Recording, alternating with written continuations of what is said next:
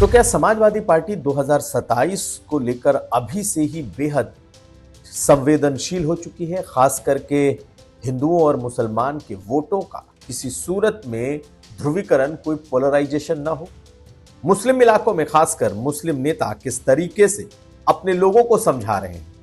इकरा हसन ने कौन सी स्ट्रेटजी 2027 के लिए तैयार की है कि मुस्लिम बहुल इलाकों में किसी भी तरीके का ऐसा पोलराइजेशन ना हो जाए कि हिंदू अलग वोट कर जाए? आज हम आपको वो दिखाएंगे कि किस तरीके से इकरा हसन ने वो अपनी रणनीति, वो स्ट्रेटजी अपने लोगों को समझाई है। आखिर इसकी सियासी वजह क्या हो सकती है, हम समझेंगे।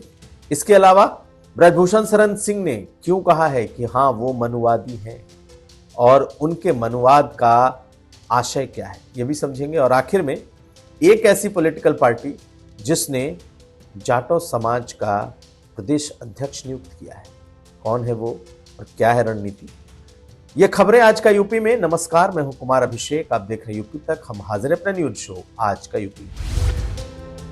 तो आज हम शुरुआत करते हैं इकरा हसन के एक वीडियो से। जी हां, वो वीडियो जो उन्होंने अपने लोगों को 2027 के चुनाव के पहले की तैयारी के लिए लोगों को समझाया है, या फिर लोगों को वो एहतियात बरतने को कहा है कि 2027 को लेकर कौन से एहतियात बरतने। जी हाँ, दरअसल इकरा हसन ने ये कहा कि अब 10 साल पूरे हो रहे हैं जब हम सत्ता से बाहर हैं, लेकिन हमें अब एहतियात इस स्तर पर बरतना है कि किसी भी तरीके का कोई पोलराइजेशन ना हो, यानी कि कोई लड़ाई झगड़ा नहीं चाहिए। आपको अपने इलाके में इसका ख्याल रखना है कि किसी भी तरीके से कुछ भी ऐसा न हो जाए कि जो दो कम्युनिटी है उसमें किसी भी तरीके का भेद विभेद पैदा हो जाए। यानी कि अगर किसी भी तरीके की हिंसा, किसी भी तरीके का मनमुटाव अगर आपके इलाके में होने की संभावना है तो आपको ही इसे संभालना है और आपको ही साथ लेकर चलना है। वजह 10 साल पूरे होने को हैं जब आप सत्ता से बाहर हैं, और अगर इस तरीके की हिंसा हुई तो फिर तीसरी बार भी नहीं आएगी सत्ता। पहले आप सुनिए क्या कहा है इकरा हसन ने अपने लोगों को जब वो संबोधित कर रही थी। तो आगे की भी बात कहना चाहती हूँ। 2025 आ गया, 1 साल है बीच में, इतने प्रधानी निकलेगी, अगला चुनाव आ जाएगा। तो 2027 का चुनाव है, जिस तरीके से आपने मेरा साथ दिया उसी तरीके से आपसे ये भी उम्मीद करके जा रही हूँ कि आप 27 में भी समाजवादी पार्टी का साथ देंगे, क्योंकि ये जो चुनाव है 10 साल हो गए हमें बिना सरकार के, और आप देख रहे हैं किस तरीके से परेशान आप और हम सब हैं। इसमें किसी एक वर्ग की बात नहीं है, हिंदू मुस्लिम सभी परेशान हैं, हर बिरादरी हर वर्ग। तो सभी को साथ लेके अकेले अकेले कोई चुनाव नहीं जीत सकते। आपस में जो प्यार है, जो भाईचारा है, जिसे रोज कोई ना कोई भाजपा का आदमी खत्म करने की कोशिश करता है, तो वो नहीं होने देना। अपना प्यार आप आपस में, पड़ोसी हैं आप, सब बना के रखें। और 27 में आपको और हमें शोर शराबा नहीं करना, हमें अपना काम करना है, किसी से उलझना नहीं, लड़ना नहीं, क्योंकि सरकार बनानी हमारे लिए जरूरी। सीधा आशय यही था कि किसी भी तरीके का हिंदू और मुसलमान नहीं होना चाहिए। बेशक ये एक रणनीति है, क्योंकि आखिरकार चुनाव तो रणनीति का ही एक रूप है। अगर आप चुनाव में अपनी रणनीति में सफल रहे तो आप चुनाव जीतते हैं, नहीं तो आखिरी वक्त में एक माहौल पूरे चुनाव को खराब कर देता है। और शायद समाजवादी पार्टी इसे अभी से समझ चुकी है, इसीलिए अपने लोगों को इकरा हसन समझाती हुई दिख रही है कि किसी भी तरीके का कोई विवाद, कोई मनमुटाव, कोई क्लैश नहीं होना चाहिए। और चूंकि इलाका मुस्लिम बहुल है तो आपकी जिम्मेदारी है कि आप इसको साथ लेकर चलें, क्योंकि अगर हिंदू मुस्लिम हुआ तो उसका फायदा बीजेपी उठा ले जाएगी, और अमूमन यही होता आ रहा है। लेकिन इसे एक सियासी स्ट्रेटजी यानी कि चुनावी स्ट्रेटजी के तौर पर भी देखा जाता है। पिछले कुछ समय से बहुत सारे मुस्लिम संगठन, मुस्लिम पॉलिटिकल पार्टियां, या फिर ऐसी पॉलिटिकल पार्टियां जिन्हें मुसलमानों का एन ब्लॉक, थोक में जिसे कहते हैं वोट मिलता है, वो कुछ स्ट्रेटजी अपनाती रही।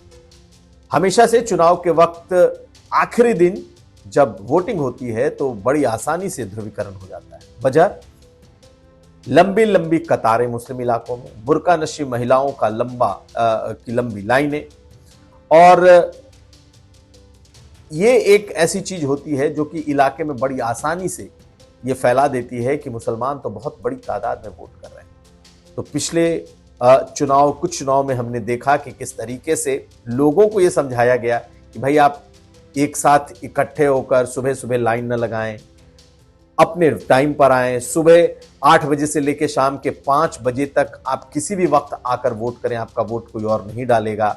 इसलिए ऐसा मैसेज न जाए कि जो मुसलमान हैं वो सुबह से लंबी लाइन लगाकर खड़े हो जाते हैं और वो अपनी वोटिंग करते हैं और वो इन ब्लॉक वोटिंग करते हैं।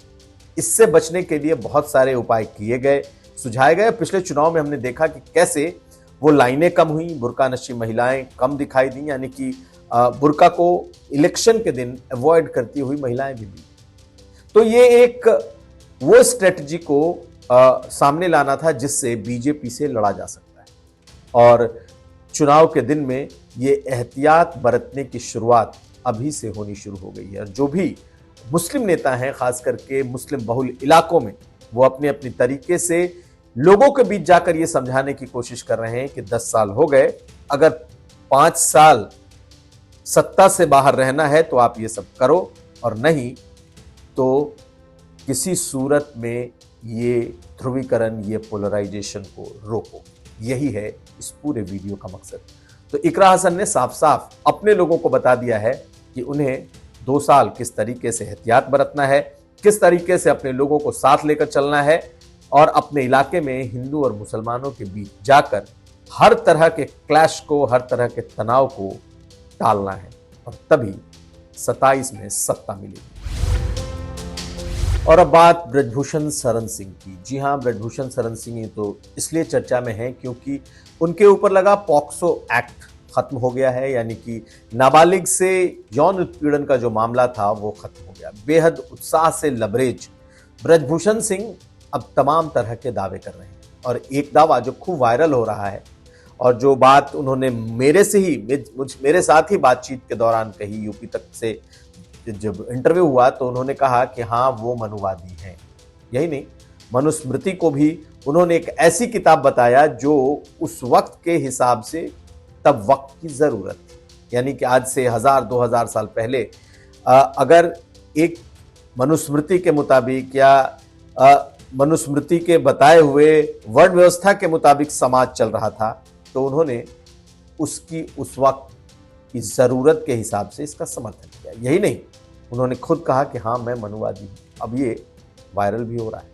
सुनिए यूपी तक से बातचीत के दौरान वर्ण व्यवस्था और मनुवाद को लेकर के ब्रजभूषण शरण सिंह ने कहा क्या था। हालांकि उनका आशय जाति पाति और खास करके ऊंच नीच नहीं था, फिर भी उन्होंने जो समर्थन किया है, सुनिए उनकी बातें।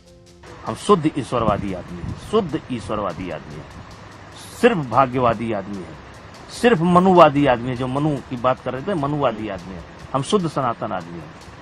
हमें केवल कर्म करने का अधिकार है, फल मिलेगा यह अधिकार मेरे हाथ में नहीं है, और मैं अपना कर्म कर रहा हूं। मैं पहले से ज्यादा सक्रिय हूं। मैं आज भी उसी हिसाब से अपने लोगों से मिलता हूं, जो पीड़ित हैं उनको मिलता हूं। पहले कम समय मिलता था, अब ज्यादा मिलता हूं। जाटो बिरादरी का प्रदेश अध्यक्ष, जी हां, अमूमन देखा तो ये गया कि मायावती हो या फिर चंद्रशेखर आजाद रावण, उनकी पार्टी के ही अध्यक्ष अमूमन इस बिरादरी से होते हैं। हालांकि दूसरी पार्टियों ने भी अध्यक्ष बनाए हैं, लेकिन एक पार्टी के नए अध्यक्ष की चर्चा शुरू हो गई। जी हां, और वो है आरपी गौतम। आरपी गौतम को अनुप्रिया पटेल ने, अपना दल एस की जो राष्ट्रीय अध्यक्ष हैं, उन्होंने अपनी पार्टी का प्रदेश अध्यक्ष नियुक्त किया है। पहले ये उनके सहकारिता मंच के अध्यक्ष थे, लेकिन कुछ हफ्ते पहले उनके प्रदेश अध्यक्ष राजकुमार पाल ने पार्टी से इस्तीफा दे दिया था। ये कह के दिया कि पार्टी के भीतर उनकी चलती नहीं, उनकी सुनी नहीं जाती, संगठन में काम करने नहीं दिया जाता, और ऐसे में उनका प्रदेश अध्यक्ष बना रहना या पार्टी में बने रहने का कोई औचित्य नहीं। और उन्होंने अपने कुछ चुनिंदा पदाधिकारियों के साथ पार्टी और पद से इस्तीफा दे दिया। तब से ये कयास लग रहे थे कि आखिर अनुप्रिया पटेल क्या दोबारा किसी पटेल को ही प्रदेश अध्यक्ष बनाएंगी या दोबारा किसी पाल बिरादरी के ही शख्स को प्रदेश अध्यक्ष बनाएंगे। लेकिन उन्होंने इस बार चौंकाया है और इस बार जाटो बिरादरी से आरपी गौतम को प्रदेश अध्यक्ष बनाया गया है। इसके मायने भी अलग हैं। चूंकि अनुप्रिया पटेल की पार्टी की अगर सक्रियता देखें या उनका बेस वोट देखें या जिस इलाके में सबसे ज्यादा इस पार्टी की पकड़ है, तो वो अगर आप बनारस, मिर्जापुर, प्रयागराज, फतेहपुर इस तरह के अगर सीटों को देखेंगे, प्रतापगढ़, कानपुर, तो उनकी पार्टी का बेस वोट है। ऐसे में इसी इलाके में पाल बिरादरी की तादाद भी ज्यादा है। तो इस बार उन्होंने अपना जो प्रदेश अध्यक्ष तय किया है वो जाटो बिरादरी का तय किया है। और इस इलाके में जाटो बिरादरी परंपरागत तौर पर हमेशा से बसपा का वोटर माना जाता रहा है, लेकिन एक नया प्रयोग अपना दल एस ने किया है ताकि उनका अपना वोट बेस जिसमें कुर्मी बिरादरी है और साथ साथ जाटवों को भी जोड़ा जा सके। देखना यह है कि क्या जो पंचायत चुनाव हो रहे हैं, पंचायत चुनाव में इसका कोई फायदा मिलता है या नहीं। लेकिन कम से कम विधानसभा के चुनाव में अगर उस चेहरे को वो आगे रखकर चलते हैं और ये दिखाते हैं कि हाँ उनके पास भी एक जाटो चेहरा है, तो शायद इसका फायदा इन इलाकों में पार्टी को मिल जाए। तो ये था आज का यूपी। हम कल फिर हाजिर होंगे। हमें दीजिए इजाजत। देखते रहिए।